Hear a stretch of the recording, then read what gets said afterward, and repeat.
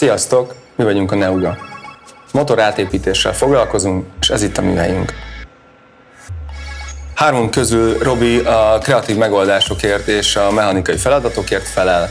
Benedek része az ergonómia és az elektronika, a projektek művészeti vezetése és a felületkezelés pedig rám jutott. Ezért én fogom nektek bemutatni a mai munkafolyamatokat. A mai nap folyamán bemutatjuk nektek, hogyan tisztítunk koszos felületet oldószerrel, hogyan tisztítunk koszos felületet a megfelelő eszközökkel, hogyan tisztítunk meg oxidált felületet, és végül hogyan adunk neki egy egyedi hatást szálcsiszolással és polírozással. Tisztításhoz műanyag sört és fejet, illetve drótkorongot használok, szálcsiszoláshoz 240-es szemcse méretű csiszolófejet, polírozáshoz pedig ezt a két fejet használom. Tisztításra fogunk kezdeni, kétféle felületet csiszolunk, majd végül polírozunk. Mielőtt viszont belekezdünk, vegyünk le óránkat, gyűrűnket, ékszereinket.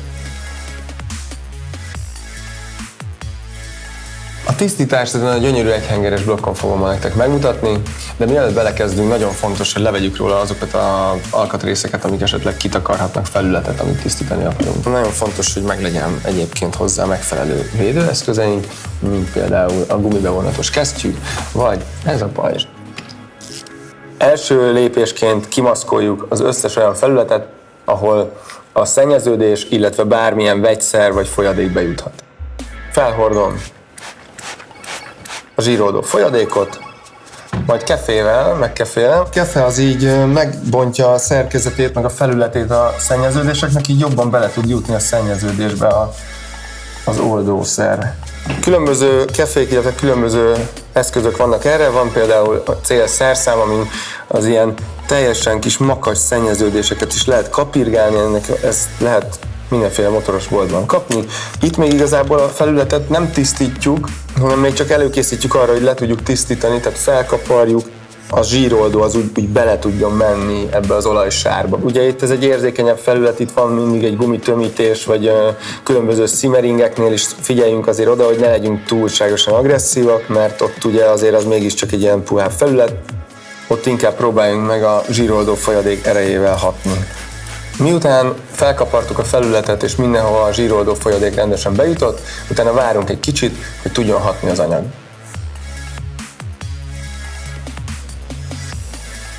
Addig megmutatom, hogy hogyan távolítunk el rozsdát egy kipufogóról, de mielőtt belekezdek, előtte megvizsgálom, hogy érdemes-e vele egyáltalán foglalkozni, ugyanis, hogyha megütögetem csavarhúzóval és beszakad, akkor kuka.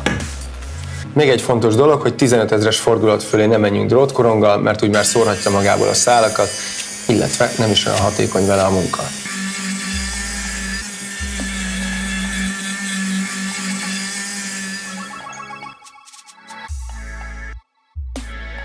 Most, hogy kivártuk azt, hogy az oldószer megtegye a hatását, a legjobb, amit tehetünk, hogy forralt vízzel leöntjük a felületet, és ezután még könnyebben fogjuk tudni tisztítani a maradékot.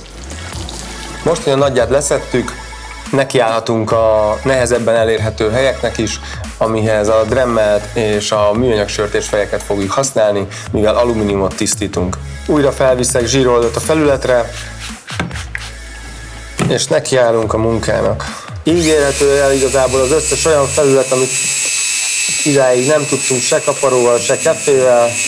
Úgy tűnik, nehezebb dolgunk van, ezért a műanyag sörtét rézre váltjuk, ami alumínium felületekre még mindig megfelelő. Fontos, hogy tisztításhoz közepes vagy alacsony fordulatot használjunk.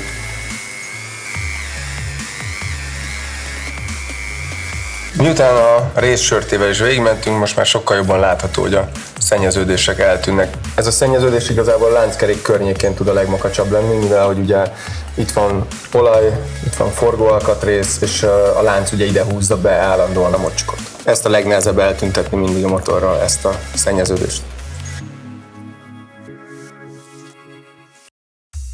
Csiszoláshoz és polírozáshoz a Fortiflexet használom, ehhez a folyamathoz pedig egy csúszásgátlós olajálló kesztyűt használok.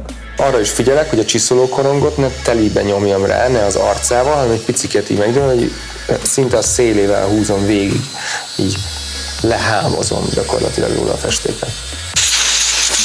Be is fejeztük az ügyet, így nézünk ki, szépen körbe vagyunk csiszolva.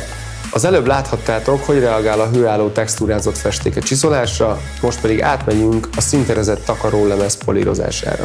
A színter a fényezéssel és festéssel szemben sokkal egyenletesebb, vegyszerállóbb, karcállóbb és korrózióállóbb. Elérkeztünk egy szálcsiszolt, előkészített felülethez.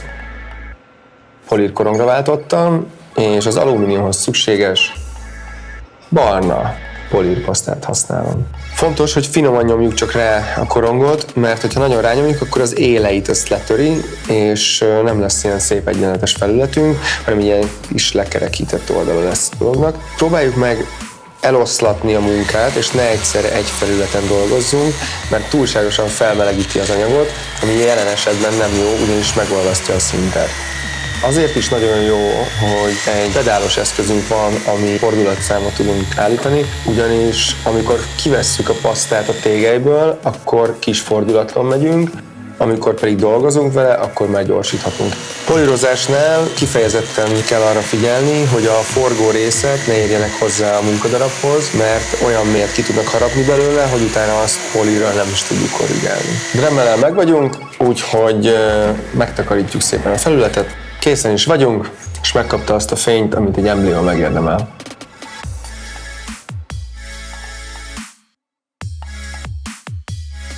Megyünk is tovább, és ezzel a deklivel fogjuk folytatni. Fejet fogok váltani, ugyanis ezzel a kis csodával sokkal jobban beférek a kis bonyolult formába. Ugye a nagy polírgépek azok alapból is felmelegítik a darabot, ezért sokkal könnyebb vele dolgozni és elérni a végső felületet, viszont a fej mérete miatt nekünk szükségünk van egy kis segítségre.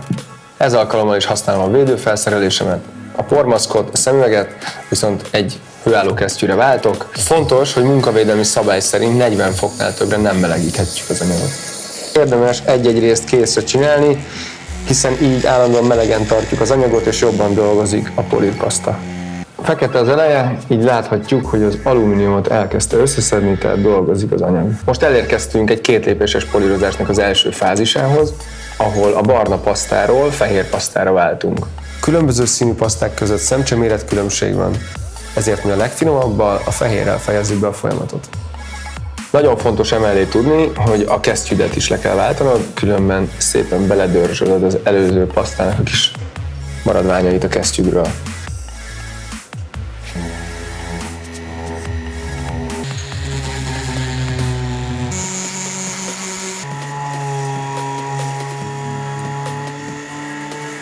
Kész is vagyunk a finiseléssel, megtörölgetjük, a polírpasztát eltávolítgatjuk, amennyire tudjuk.